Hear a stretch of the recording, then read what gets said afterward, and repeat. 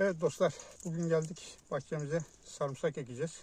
Şöyle gördüğünüz gibi iri diş sarımsaklar her zaman daha güzel çimlenme yapar ve daha güzel ürünler verir. Bunları en önemli olay şöyle toprağa dikeceğiz. Şu şekilde bastırmak yeterli olur. Şöyle gördüğünüz gibi.